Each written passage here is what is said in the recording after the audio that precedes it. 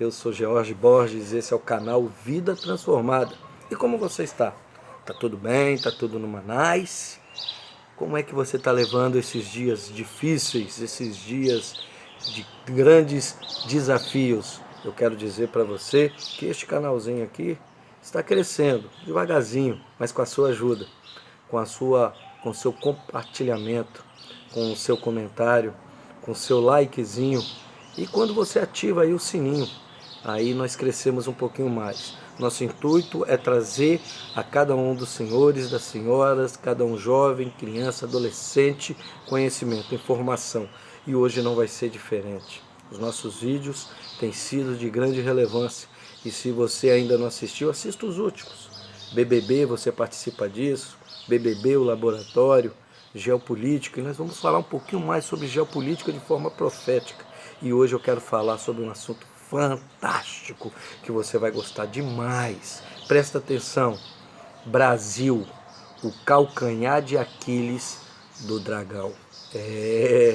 Brasil, o calcanhar de Aquiles do dragão. E o que seria isso? Quero que você preste bastante atenção. O que é isso dentro da geopolítica mundial e dentro das profecias bíblicas? No final da década de 1980 e a década de 90, nós podemos ver o crescimento do dragão, da China, desta nação que cresceu de forma exorbitante. Esta cultura que é regada pela opressão e controle de um povo que há mais de 4.000 anos vive sob o domínio de imperadores, e a maioria déspota. Presta atenção. Aonde se permitiu a troca da cultura milenar chinesa pelo regime comunista na época. E isso fez uma grande diferença, não para o povo chinês, mas para o mundo. Isso aconteceu em 1º de outubro de 1949. Não vou entrar em toda a história com relação a isso. Mas, exceto Hong Kong e Macau, que não aceitaram essa opressão e estão ainda pelos ventos da liberdade, fazendo uma resistência ao imperialismo comunista, ao imperialismo chinês. E isso a gente vê nas reportagens aí de vez em quando, está dando maior confusão em Hong Kong e em Macau. Neste período, principalmente na década de 90, o mundo desenvolvido, que era o mundo desenvolvido, Europa e Estados Unidos, perceberam que poderia usar a China a seu favor. Enquanto um engenheiro europeu ganhava $5.000 por mês para trabalhar 36 horas por semana, um chinês, presta atenção, trabalharia com muita vontade até 80 horas por semana em troca de míseros $50. Afinal de contas, não é um país cristão e lá o domingo não existe. Ou seja, era um sonho para as empresas mundiais. Vamos investir na China. Estados Unidos e Europa investiram trilhões de dólares na China por mais de 2 décadas seguintes, fazendo com que a economia chinesa crescesse de forma gigantesca, a taxas de 12% a 15% ao ano, e isso durante 20 anos. Chegamos em 2010, com a China ultrapassando todas as potências europeias e asiáticas e se tornando a 2ª potência mundial, somente atrás dos Estados Unidos. Isso acendeu a luz vermelha das nações mais desenvolvidas, que decidiram reduzir os seus investimentos na China. Porém, transferiram esses investimentos para a Índia. Mas o ritmo de crescimento da China não parou de uma hora para outra. Foi diminuindo quando eles redirecionavam os investimentos para a Índia. A redução da China de 15% foi para algo entre 6% ao ano, de forma suave. A China continua muito poderosa. A Índia agora era a bola da vez, com a economia em crescimento, mesmo na épocas de crises mundiais e até pandêmica, aos estonteantes 10% ao ano. Isso tudo diante da pandemia. Porém, as nações desenvolvidas não consideraram 2 pontos cruciais no desenvolvimento dessas nações. Ambos os países, China e Índia, primeiro ponto, possuem uma população acima de 1,3 bilhões de pessoas e precisam de muita comida para alimentar a sua população, muita. Ou seja, um pequeno crescimento social de 10%, que é um crescimento grandioso, da população produz um aumento grandioso de empregos, de renda e de consumo, representando às vezes a população de vários países europeus e até sul-americanos. Os 10% que a China cresce, ou que a Índia cresce, supera emprego, renda e alimentação, consumo de muitos países do mundo. Por consequência, os chineses e indianos começam a invadir países mais pobres, na Ásia, na África e também os países sul-americanos.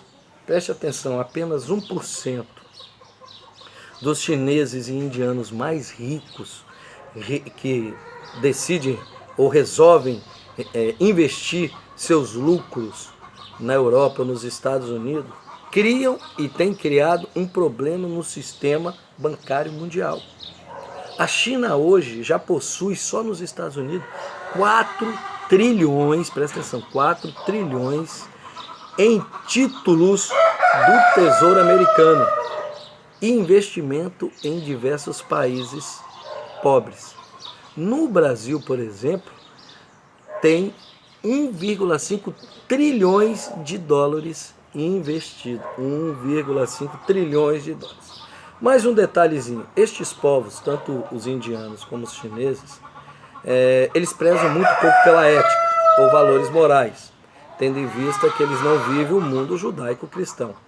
Pois sabemos que os países mais pobres, eles encontram um ambiente favorável, propício para praticar seu esporte favorito. Sabe qual é? A corrupção. Na política mundial, os chineses têm mais tempo do que os indianos no mercado. E com menos problema de consciência, conseguiram dominar muito mais as áreas na África do que a Índia. E no Brasil, nos países sul-americanos, eles já têm olhado com olhos grandiosos, porque aqui tem um ouro, tem muito ouro.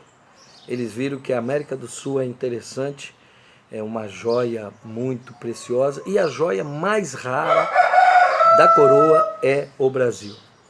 Dentro da América do Sul, o Brasil é a pedra mais preciosa. A China usa sua mistura ideológica, a tecnologia e a corrupção, e isso eles têm angariado situações em vários países latinos que já estão beijando os pés dos chineses, pagando empréstimos com comida e matéria-prima subvalorizada, abaixo do preço de mercado.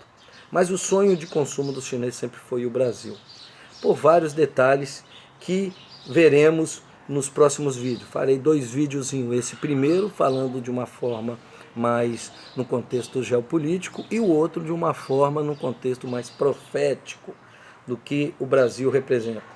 Tudo ia muito bem para os chineses de 2008 até 2016, 2015.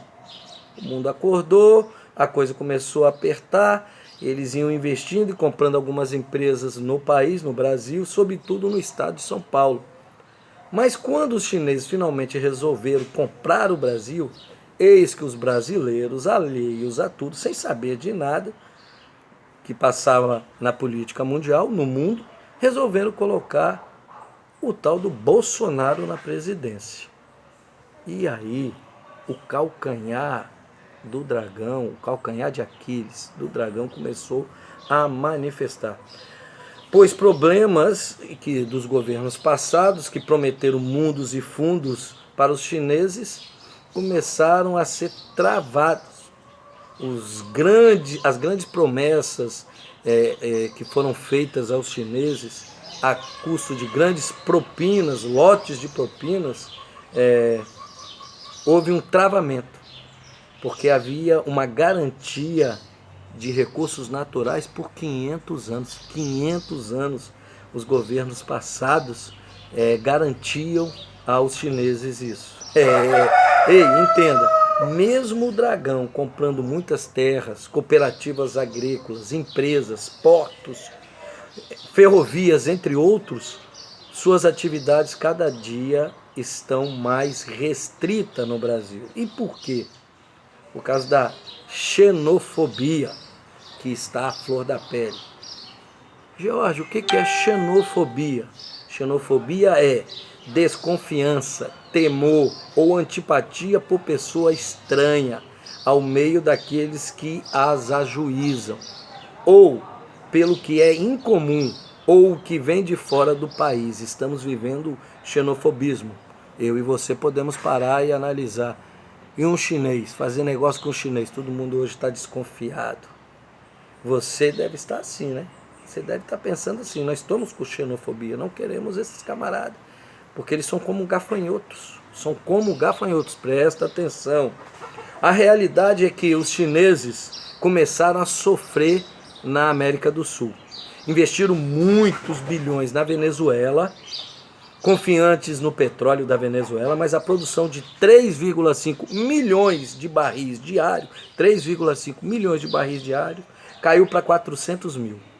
Na Argentina, com a crise promovida pela pandemia deles, a queda da produção de alimentos foi de mais de 40%, ou seja, não tem comida para pagar os empréstimos. Pelo lado americano e europeu, a pressão está cada vez maior.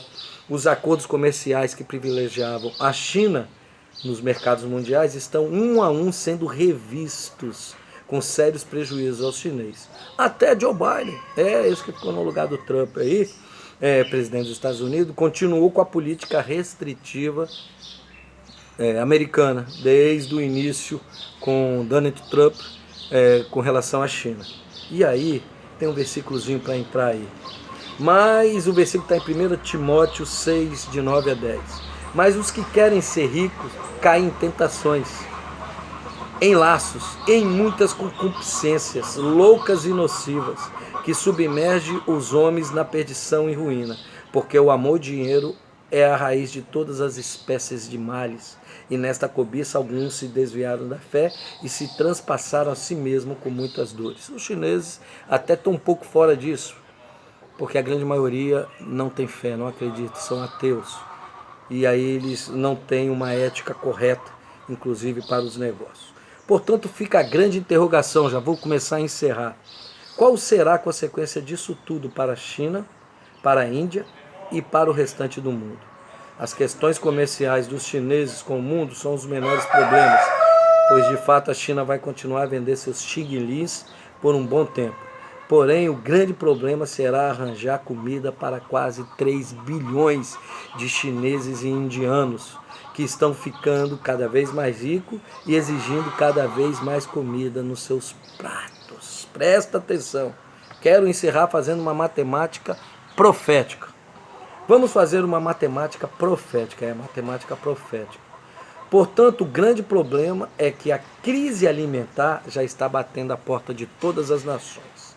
Já há muito tempo, mas agora de forma muito grandiosa. Estados Unidos e Europa consomem aproximadamente 40% de todos os alimentos produzidos no mundo. 40% fica com os Estados Unidos e com a Europa. Soma-se grandes países da Ásia, como Japão, Coreia, Malásia e outros. Aí, somando-se isso, já teremos aproximadamente 70% dos alimentos produzidos no mundo comprometido. Aí fica menos uma boa pergunta. Como alimentar 50% do restante da população do mundo somente com 30% do alimento produzido? Apocalipse vai dizer: olhei e diante de mim estava o cavalo amarelo, seu cavaleiro se chamava-se Morte, e o inferno seguia de perto. Foi-lhe dado poder sobre 1/4 da terra para matar pela espada, pela fome, por pragas e por meio dos animais selvagens da terra. Apocalipse 6:8. E aí, será que os 2 maiores produtores de alimento do mundo Estados Unidos e Brasil vão dar colher de chá para os chineses? Para a Índia? Eu acho difícil. Ainda mais se o Bolsonaro conseguir um segundo mandato de 4 anos. Por isso assistimos à urgente necessidade de evitarmos que outra situação aconteça no país. Vou encerrar por aqui, pedindo para que você comente, pedindo para que você curta, que você compartilhe, se inscreva no canal, pois o segundo videozinho vai ser muito forte. Falaremos de forma profética o momento que estamos vivendo sobre Brasil, o calcanhar de Aquiles do dragão. Tenha um dia maravilhoso, uma semana maravilhosa na presença do Eterno, do Rei dos Reis. Tamo junto.